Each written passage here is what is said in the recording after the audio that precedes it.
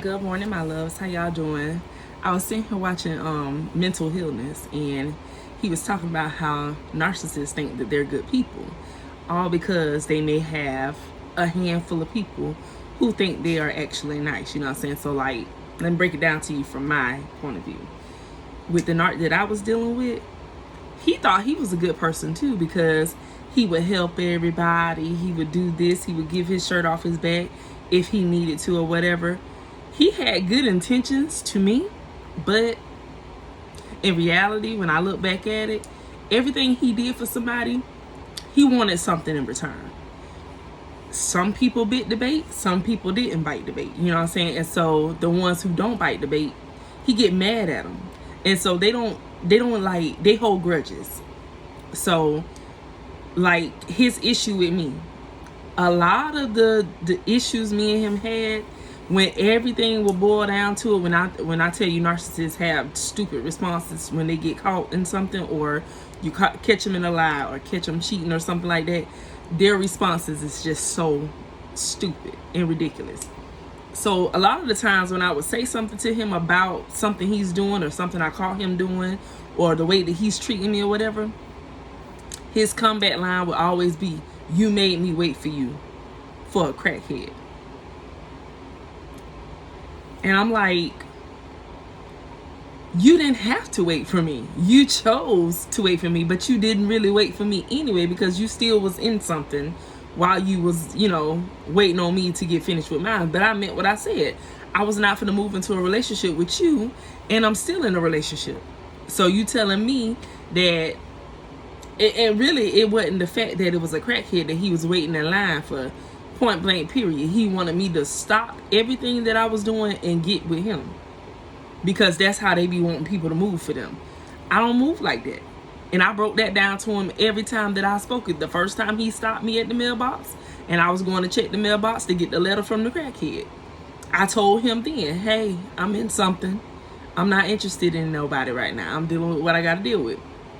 Then when I moved into one of his family members' houses, not knowing that it was a family member that he, house that I was moving into, I just moved into my house. And so when he showed up at my house the day before I'm getting ready to go and pick the crackhead up from prison, I broke it down to him then. He asked me, hey, well, if things don't work out with you and him, can you give me your word that you'll give me a chance? And I told him, yeah, but don't expect me to sit here and just go and find issues in this relationship and not actually work through what we got to work through or whatever, just so I can be with you. I say, don't expect that. He was like, I'm fine with that, just as long as you give me a chance. And so he gets his chance, but he's punishing me throughout the whole relationship because I made him wait. Because I didn't want to step into a relationship with him and leave the one that I was in, whether it was a bad relationship or not. I'm not stepping into another door and there's still a door open. When I free myself, I free myself. I ain't attached to nobody. So when I move, I can move how I want to move without any regrets or any guilt on my end. So I'd rather close that door and heal or whatever I'm going to do. But that's not the case. I didn't heal. I took a little time in between time, but then I did end up giving the narc a chance or whatever, because, he was sweet and everything coming off sweet or whatever. The little games they play. But he showed me, like, one day I was coming out that same, the house that I was living in, the traffic light had messed up at the end of the road or whatever. I just happened to take that direction and go to that light that day, and he was out there directing traffic, and I thought that was just the sweetest and sexiest thing in the world. But I never told him that because, I was with somebody. But I did tell him when we got together or whatever that day that he was there directing traffic or whatever.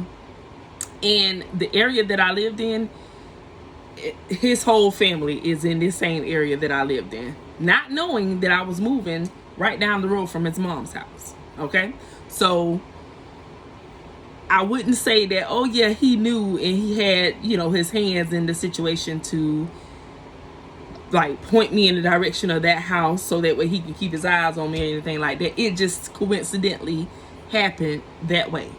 And so then he seen my son. He befriended my son first, and then he got to me. So it worked out for his good, you know what I'm saying? Because he tried to holler at me when I first got back into town. So, you know what I'm saying, that's when he was trying to holler at me at the mailbox and all that good stuff. But anyways, back to him thinking he's a good person. So part of this Good Samaritan thing, he's out here directing traffic, and if he see a need with somebody, he will automatically jump up and try to handle that need, if be, you know what I'm saying? So he has good tendencies, but it's all a facade. So to the ones who don't know, he's setting you up, and if you bite the bait and you take whatever he giving you, you ain't finna get rid of him. You're stuck with him, and he gonna keep going until he get what he want. And then if he don't get what he want, then he would scandalize your name, tell lies on you to make everybody dislike you, and make it seem like he was in the right and they was in the wrong.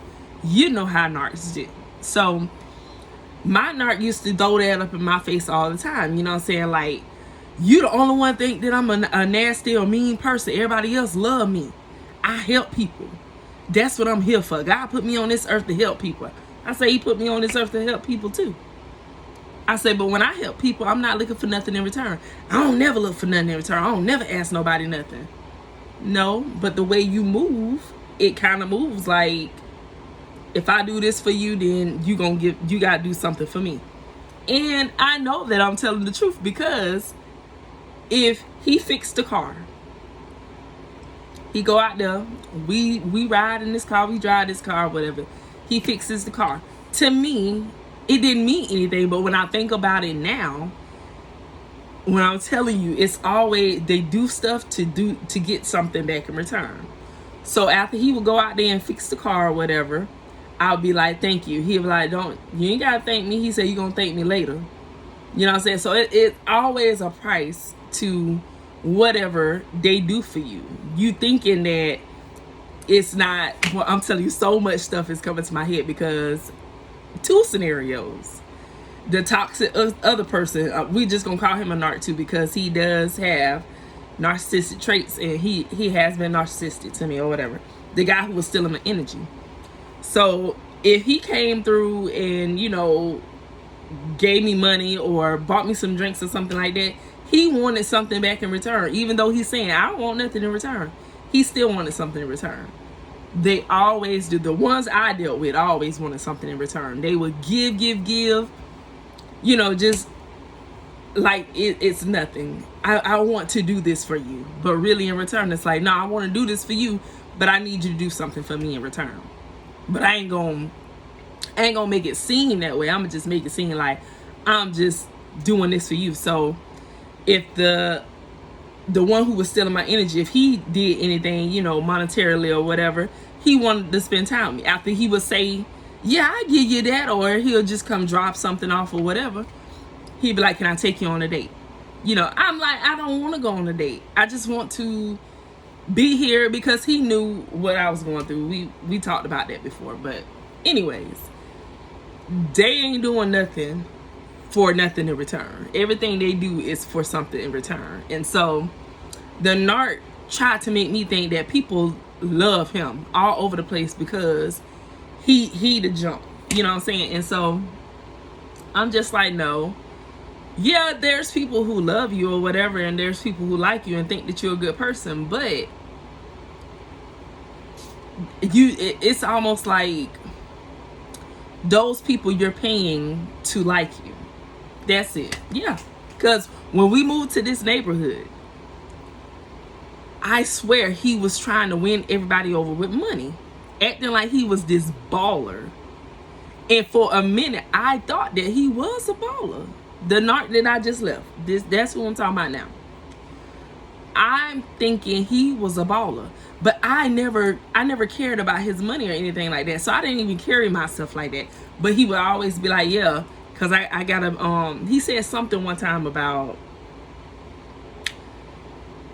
I'd rather be with you because I feel safer with my money. If I passed away, I feel safe with, I know you will handle my money the way that you're supposed to, basically.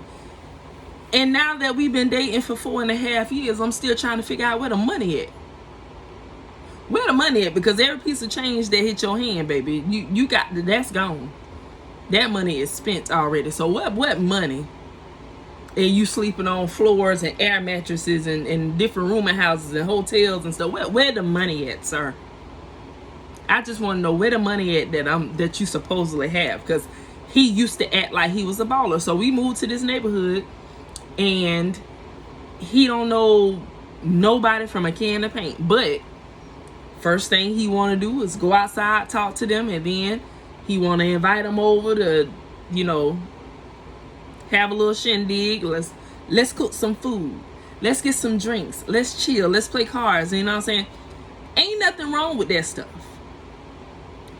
But I'm just like, listen, stop buying these people, because then you turn around and tell me, oh, such and such them was struggling across the road, so I gave them some money for their light bills or whatever, stuff like that. And I'm just like, okay. But then it became constant, and I'm just like, because now I'm starting to think people are using him. But I'm like, no, in my mind, I thought that people were using him, but in his mind, he was setting people up to trap them. So if I keep doing this for you, when I ask you to watch my house when I leave out of town to make sure my girl don't have nobody over here, I'm gonna pay you to watch. So anything I ask you to do, I need you to do it. So here, I'm gonna help you with your light bill. I'm gonna help you fix your car. I'm gonna help you do this type of stuff. This is what I sat back and learned in them 4.5 years. That what I was seeing with my own eyes, I was thinking was one way. But in the world of the tricky narcissistic world, it was a whole setup for other people and for myself.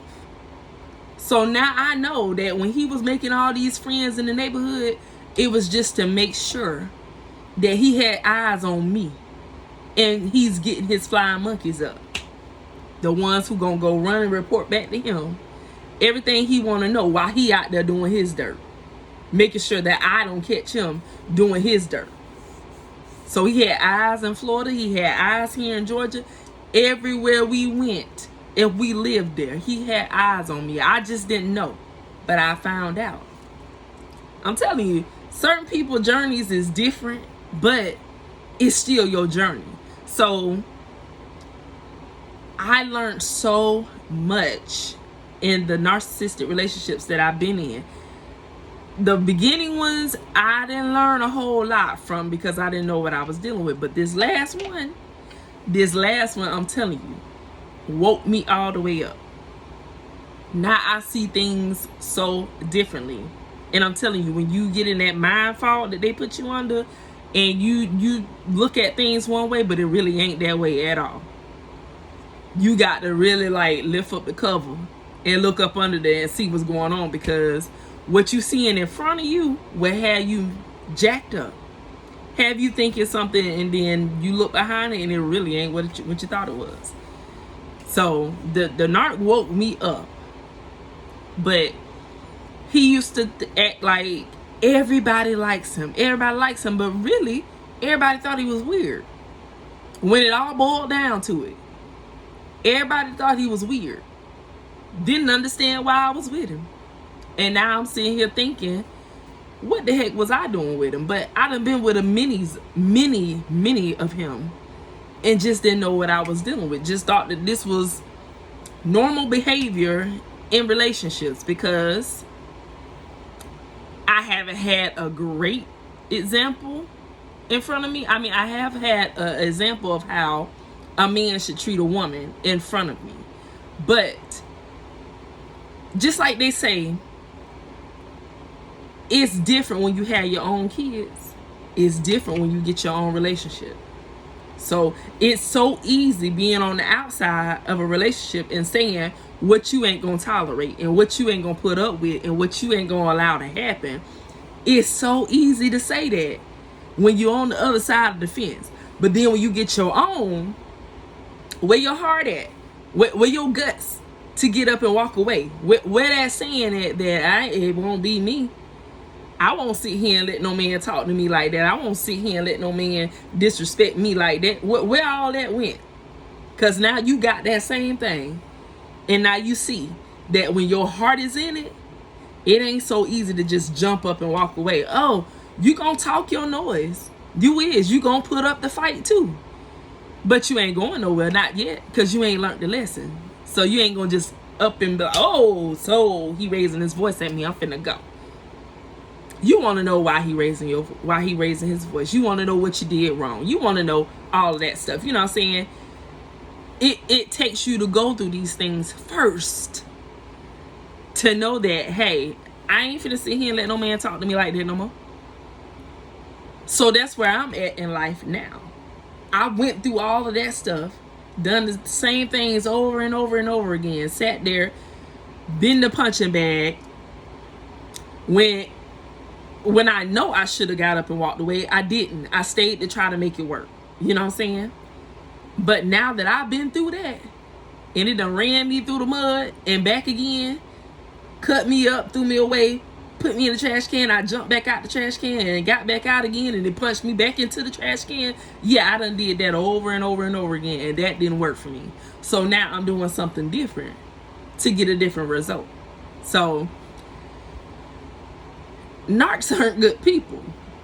They can be good people, but when they in their when that demon got a hold of them of, I just want to use and abuse whoever I can, whether you gonna let them abuse you and use you, they gonna try to force you to do it anyway. So you can try to run, but I know still a lot of people that the narc that I was dealing with still running behind right now to this day. And all those people that ain't gave him a chance to date him yet are like, oh, he's such a nice, sweet person. Yeah, when you ain't together. And that's another thing I realized too, is that when the narc isn't dating you, oh, they the sweetest thing in the world. But that's the setup to get you. I want you to see. I need you to believe that I'm a nice person and give me a chance so I can tear your life apart. Please give me a chance to tear your life apart, because I'm miserable. And I don't want to feel this way no more. I done ran away all the other ones I had. Now I need a new one. I need you to let me hurt you. Come on, let me hurt you. Please listen. I got a beautiful smile. I give you anything you want till a certain amount of time. You got at least 3 or 4 months to get the best out of me. And then I'm finna rock your world. I'm finna rock it, baby. So please, come on. And this is the narc. This is what's the hidden agenda behind that niceness, behind that cute smile, behind that sexy body, behind all the beautiful things that they're telling you about yourself. This is what's waiting for you on the other side. They begging you at this point. That's why they gaslight you. That's why they move into the relationship with you so fast, because I don't want no future with you. I want to rock your world. I want to tear your world apart, because inside, this is how I feel. I don't want nobody being happy. And if I see you walking around town happy-go-lucky and acting like it's always sunshine and rainbows and not looking like I'm feeling, I need to get in your life so I can tear it apart. I want to take away all that happiness you got. They get good, beautiful people and they turn their worlds upside down. That is their mission. And I'm telling you, every time I let my the narc that I was dealing with back in, I'm talking about every time he discarded me or I walked away, he worked extremely hard to get back in my life, to tear down all that piece that I just got back after it was over and said and done. He like, oh, she over there happy? Because he done called one of these flying monkeys to see how I'm doing over here. Oh, she been going out every night? Oh, so her car ain't home? So she ain't sitting home miserable and she ain't saying nothing about me? She ain't asking y'all nothing about me? No, she not. Oh, okay, let me slide back in and check on her real quick, because I need her miserable. I need her to be dying inside because I'm not there. She not supposed to be doing good because I'm not there. She supposed to be jacked all up in her mind. She supposed to be confused. She supposed to be broken down. She supposed to be tore down to no point of return. Like, that's how evil they be thinking. Because I'm telling you, he let me know one time before, and I caught it, and that's when the shift started happening. It was happening slowly, but it started happening because after he done ran me into after I done let him allow me to think myself to death, dang near to death, and I end up in the hospital, he pops up out of the blue, and, you know what I'm saying, I'm telling him, you know, he calls or whatever, and he's checking on me.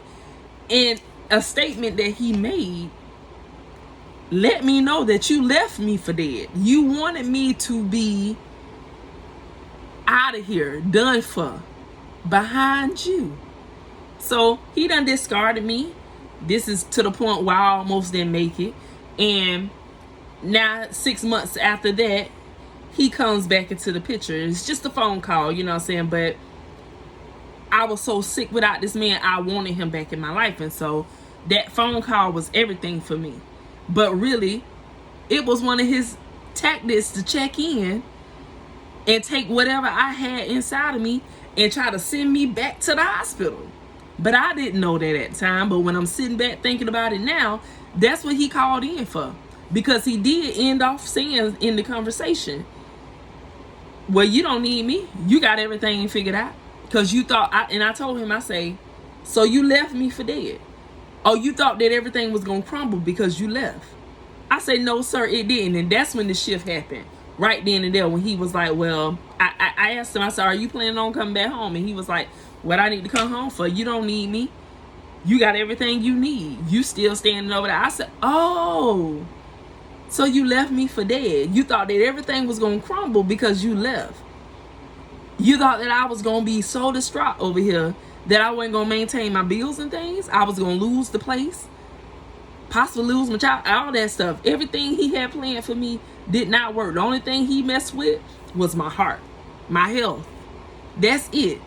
But that wasn't good enough. He was trying to take me out, but I couldn't see that, y'all. I couldn't see that at that moment. But he checked back in and he put it in plain sight. But I misunderstood what he was saying because I was yearning for him to be back in my life because that would take away the pain. I just needed him to come back so I could feel normal again. I put so much into that man that I really lost myself, y'all. You can lose yourself in somebody else. You really can. I'm telling y'all, I was almost out of here running behind this narc. Okay? So, like I said, he only came back to destroy whatever piece that I had in my life. Every time he came back, I was still doing better than him.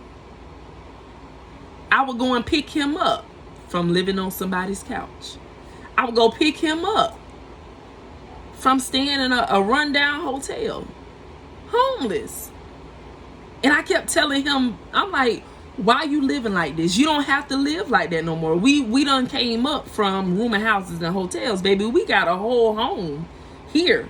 Why you keep running to go be homeless? You ain't got a pot to piss in and a window to throw it out of. None of that stuff is yours.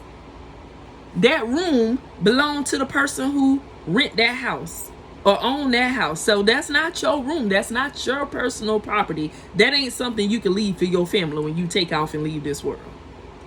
But to him, he felt like he had it made in the shade because he get to stay in a rooming house or he get to stay in a hotel or live on somebody else's couch. And I'm just like, you comfortable there. I'm not. You keep running away to go be homeless. But you got to know the mind of an narc. I couldn't understand the life of me why this man will leave somewhere where his name is at. You got food. You got a roof over your head. You ain't got to ever wonder where you going to be sleeping at or where your next meal going to come from. But you rather leave here and go out there and live like that. Go on ahead and do it. But I couldn't understand that when my heart still wanted him. I couldn't understand none of that. I couldn't. And I was sitting here trying to make him see, and he knew what he was doing. So there was no need for me to try to make him see where he was at in his life, he was comfortable there. That's how he moved. No attachments to nobody. And he can get attached, but he can, being attached to somebody don't mean a thing to a narcissist, because they will pack up and leave just like ain't no attachments there whatsoever. And that's how he used to do me. You know what I'm saying? But they ain't nice people.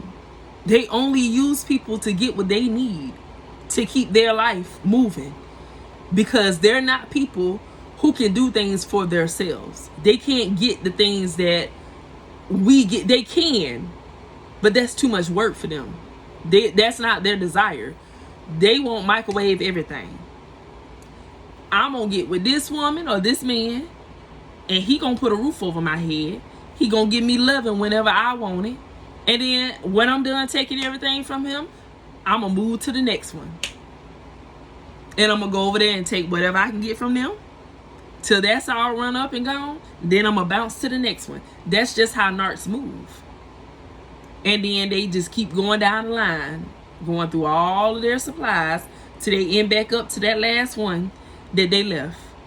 They gonna come back around every time. Never fails.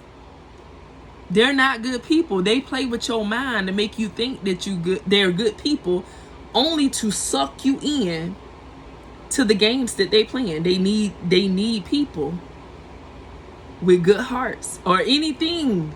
Whether you can act just like them, they'll still use you. They got a need for everybody. They got a need for everybody. So when he said that narcissists think that they're good people because they got 5 or 10 people, maybe 20 people who think that they're a good person, and that overrides all of the negative treatments that they give their partners or people in their lives, and all of the lies and chaos that they bring into people's lives. That's what keep them in that manipulation stage of, I'm not treating you bad. Because these people over here, I got about 20 to 30 people who say I'm a nice person. And so with them 20 or 30 people, that trump you. That trump your little one self. Because I got 20 or 30 who said that I'm a nice, sweet person. And that's what I believe. I believe those 20 people. I don't believe what you're saying. And I'm like, you know what? When he was saying that, I'm like, The narc I dealt with thought just like that. I'm not no mean person. I'm not no nasty person. I ain't stingy. I give to everybody. I do for everybody. Yes, you do. With a price. So, I just wanted to tell y'all that, because I was like, dang, he hitting the money right on the head. And it helped me see things that I didn't see in the beginning. And so now he helped me put it together, because I thought about some things and I'm just like, this what he said this to me. He swore he was the nicest person in the world, and he tried to carry himself like that, because when we're not together, he is so sweet to me. He different. And that's what always, which was the gaslighting and the hoovering. But that's what got me back with him. He would come back communicating very well. Oh, I'm talking about communicating his every move. Dang, I just stepped on a crack. That's how communicative he was. Telling me his every move, telling me everything that's going on, telling me what he about to do, telling me future plans, this, that, and third. He was on the money when he come back. I ain't have to worry about nothing. We sat on the phone every day until the day that he would come back home. So that's how I would fall for the okie doke. But it's been done the same way every time. And so I got to do something different. You know what I'm saying? But long as y'all not together, the narc would treat you like gold in front of the person that they with. I'm telling y'all, he would wake up in the morning. I would say good morning. He would look at me like, I wish you wouldn't have woke up this morning. Jump on his phone. Good morning, boo. How you doing today? And then walk outside. Hey, world. Good morning, y'all. But ain't said nothing to me. I'm still left on red from the good morning I said to him. Why I need to say good morning to you is what he'll tell me. I'm like, because you woke up to me, and why my dumb self sitting here explaining this to him? Because that just makes sense. We slept together last night. When we opened our eyes, we were the first two people we seen when we opened our eyes, and you can't say good morning? Not that that's super important, but I mean, come on now. How many of y'all waking up next to y'all husbands and stuff, unless y'all on bad terms, and y'all don't say good morning? I mean, the whole day can be done went by, and he ain't tracked back and said, my bad, I ain't say good morning to you this morning. You know, we was in a tough spot this morning, but good afternoon and good night. The narc I was with, ain't no good mornings and ain't no apologies. We ain't doing that. So just want to tell y'all that I went through that too. They really do be thinking that they nice people, and they really not. They're demons in disguises with beautiful faces and beautiful personalities until the mask falls off their face. So y'all have a wonderful day. I love y'all. Continue to grow, fall in love with yourself more and more every day, because that's the most important thing that you can do, is grow and fall in love with yourself. So grow something in the garden and continue to grow within yourself. Comment, like, share, and subscribe. And I thank y'all for all y'all do for me. The channel is growing, and I give a big thanks to y'all for that. So have a wonderful day, and I'll chat with y'all later. Bye.